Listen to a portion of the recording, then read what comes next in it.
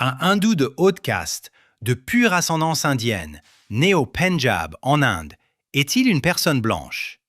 Cette question fut posée devant la Cour suprême des États-Unis en 1923. Le plaignant, Bhagat Singh Thind, était un immigrant indien éduqué, parlant anglais et vétéran de l'armée américaine, qui avait déjà tenté par 2 fois de se faire naturaliser citoyen américain en arguant qu'il était blanc. En effet, à l'époque, le Congrès limitait la naturalisation aux personnes blanches libres et à celles d'ascendance et de naissance africaine. Mais que nous révèle cette affaire judiciaire, peu connue mais lourde de conséquences, sur l'histoire plus vaste de la suprématie blanche et de la citoyenneté en Amérique? Bienvenue sur Écho du temps, où nous explorerons comment cette décision a marqué un tournant dans la définition de l'identité américaine.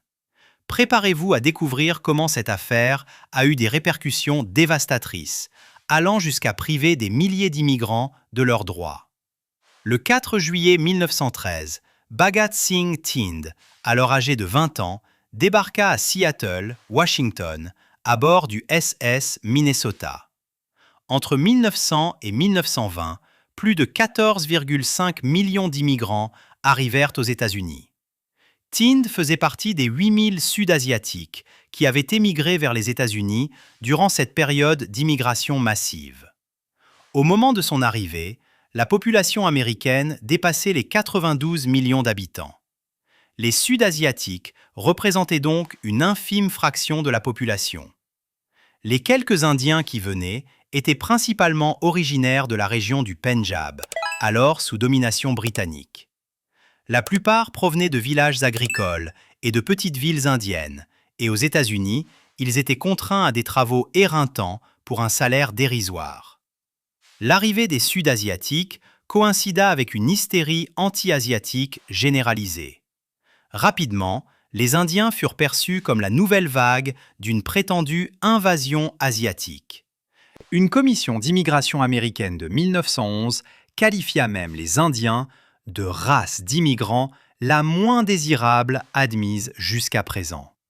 6 ans plus tard, en 1917, toute l'immigration indienne et la majeure partie de l'immigration asiatique furent interdites par la création d'une zone asiatique proscrite. Les immigrants asiatiques sont pourtant extrêmement divers. Ils viennent de nombreux pays à travers l'Asie, avec des histoires, des cultures, des religions et des ethnies différentes. Cependant, une fois aux États-Unis, ils étaient le plus souvent regroupés sous l'appellation générique d'orientaux, ou considérés comme une invasion asiatique. Dans l'imaginaire américain, cela inscrivait les Sud-Asiatiques dans un cadre préexistant, où les immigrants asiatiques étaient perçus comme une concurrence économique, des étrangers inassimilables et une horde menaçante. La citoyenneté était et demeure une voie essentielle vers les opportunités sociales et économiques. Sans elle, de nombreux États interdisaient aux immigrants asiatiques de voter, d'exercer des professions comme médecins ou avocats, ou de travailler pour le gouvernement. Ils étaient également empêchés de posséder des terres et ne pouvaient pas se protéger contre l'expulsion. La seule façon pour des hommes immigrants comme Thind de devenir citoyens américains était de se naturaliser, un processus volontaire de reconnaissance de la citoyenneté, par opposition au fait de naître citoyen. La première loi fédérale sur la naturalisation, le Federal Naturalization Act de 1790, limitait la citoyenneté aux personnes blanches libres.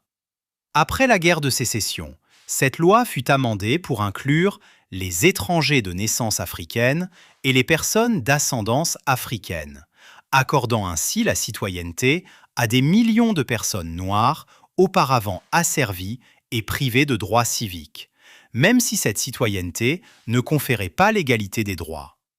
À l'époque, il n'existait pas de définition juridique exhaustive de la blancheur, mais il y avait des précédents légaux. La plupart des immigrants européens arrivés au 19e et au début du 20e siècle purent se naturaliser, et leur blancheur était rarement contestée par les tribunaux, bien que nous sachions qu'ils subirent des périodes de discrimination aiguë. En revanche, il était très difficile pour les immigrants venus d'Asie de se naturaliser. Cela incluait non seulement les Indiens, mais aussi les Syriens, les Afghans et les Arméniens, qui, malgré tout, déposaient des demandes et obtenaient parfois la citoyenneté. Comment? Eh bien, tous les juges n'étaient pas d'accord sur ce qui rendait quelqu'un blanc ou suffisamment blanc, mais les apparences jouaient un rôle crucial. Selon l'historienne du droit Hardip Dillon, adopter les vêtements occidentaux, les coiffures et l'anglais devant les tribunaux américains favorisait un sentiment de blancheur visuelle et de décorum de classe supérieure, requis de ceux qui étaient proches de la blancheur pour être naturalisés citoyens américains. En 1917, la même année où les Indiens furent interdits d'immigration, Tynd soumit sa déclaration d'intention de naturalisation à un greffier de l'État de l'Oregon, y inscrivant sa couleur comme blanche. Tynd espérait rejoindre le très petit groupe d'immigrants indiens, majoritairement aisés, qui avaient réussi à se naturaliser devant les tribunaux inférieurs. Pendant qu'il attendait l'approbation de sa demande, Tynd s'engagea dans l'armée américaine. Malgré une xénophobie généralisée, l'armée recrutait activement des immigrants et des non-citoyens pour servir. C'est ainsi que Tynd reçut son premier certificat de citoyenneté américaine, alors qu'il était en poste au camp Lewis, dans l'État de Washington. Mais 4 jours plus tard seulement, le gouvernement fédéral révoqua sa citoyenneté. En 1919, Tynd demanda la citoyenneté une seconde fois, mais un agent fédéral du Bureau de la naturalisation tenta de convaincre le tribunal que Tynd ne pouvait pas se naturaliser. Le juge de district reconnut cependant le service militaire de Tynd et son affection sincère pour la Constitution, les lois, les coutumes et les privilèges de ce pays. Il fit également référence à une série de précédents qui prouvaient que les Indiens étaient blancs. C'est ainsi que le 18 novembre 1920, Tynd obtint la citoyenneté pour la deuxième fois. Mais cette décision ne tiendrait pas. Le ministère de la Justice suivait les demandes de Tynd depuis le début. Le gouvernement voulait prouver une fois pour toutes que les Indiens n'étaient pas blancs et prévoyait d'utiliser Tynd comme cas test. Le ministère de la Justice fit donc appel de la décision et l'affaire finit par être portée devant la Cour suprême des États-Unis. Le 11 janvier 1923, la Cour suprême commença à entendre les arguments dans l'affaire États-Unis contre Bhagat Singh Tynd. Ce serait la dernière chance pour Tynd de devenir citoyen en prouvant qu'il était blanc. La Cour suprême a explicitement présenté l'affaire comme un test de la loi sur la naturalisation et de la signification prévue de la blancheur. Pour prouver la blancheur de Tynd, ses avocats s'appuyèrent sur des affaires de naturalisation antérieures, rassemblant des arguments qui avaient convaincu les tribunaux inférieurs que les Indiens étaient des personnes blanches.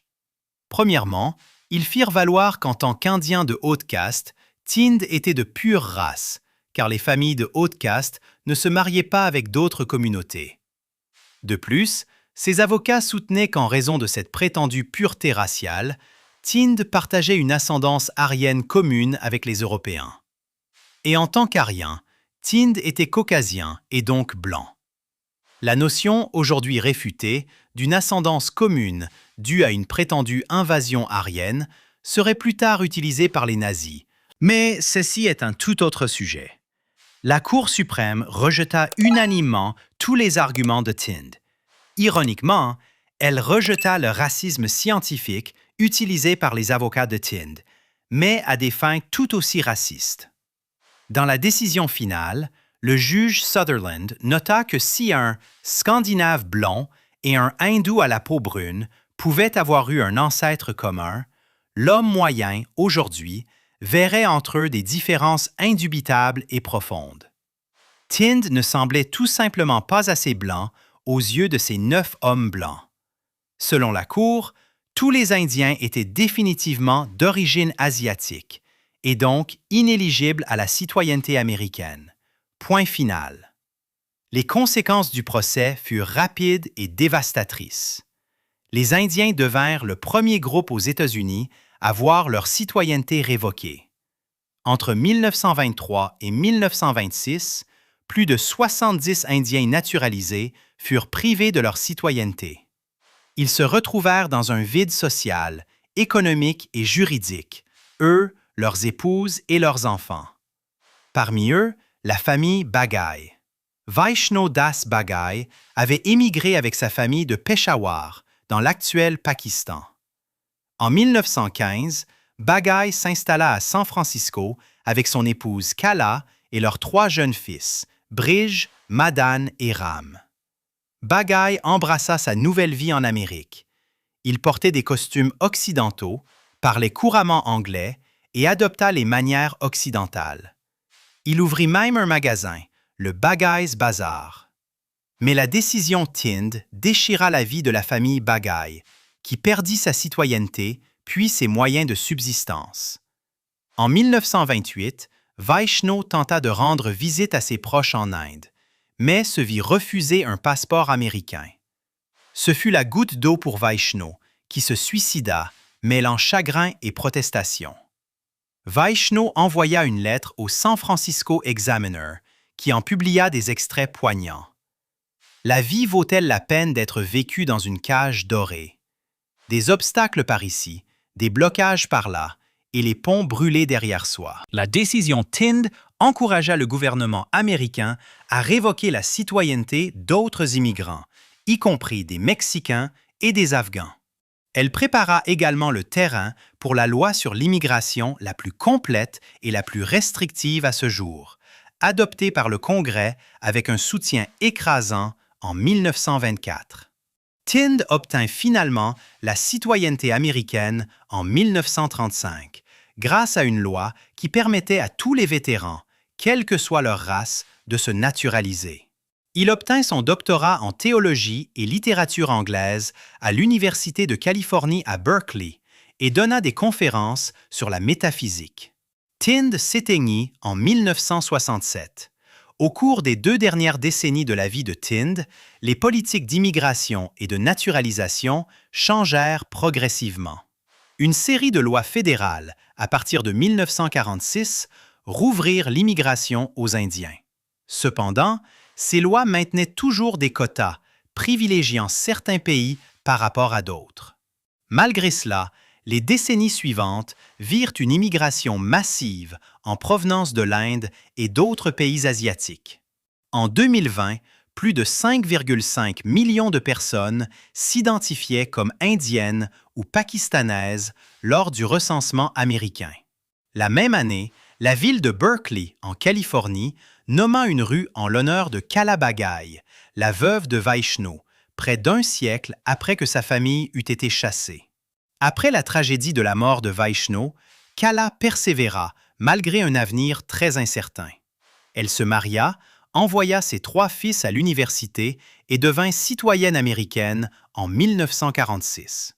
Elle se consacra à la construction d'une communauté pour d'autres immigrantes sud-asiatiques, organisant des événements pour les femmes qui immigraient à mesure que les restrictions s'assouplissaient après 1965. Au moment de son décès en 1983, Kala était affectueusement connue sous le nom de Mère Inde. La race continue d'animer nos discussions autour de l'immigration. En fait, l'immigration reste un enjeu majeur des campagnes électorales, et nos élections présentent toujours une rhétorique explicitement raciste à l'égard des immigrants. L'universitaire en droit Amanda Frost estime qu'au cours des 2 derniers siècles, des millions de personnes ont vu leur citoyenneté révoquée. Et la dénaturalisation se poursuit encore aujourd'hui, que ce soit pour de petites erreurs sur les demandes ou pour l'expulsion injustifiée de citoyens américains, en particulier ceux qui vivent près de la frontière mexicaine. En tant que filles d'immigrants sud-asiatiques, nous nous interrogeons constamment sur ce que signifie être américain. Équilibrer le désir d'appartenir sans perdre son identité culturelle est une corde raide perpétuelle que tous les immigrants doivent emprunter encore aujourd'hui. L'affaire de Bhagat Singh Thind et l'histoire de Vaishno Das Bagai nous rappellent les luttes non seulement des immigrants sud-asiatiques, mais de tous les immigrants qui font preuve de courage et de résilience face à une incertitude incroyable pour revendiquer une part du rêve américain.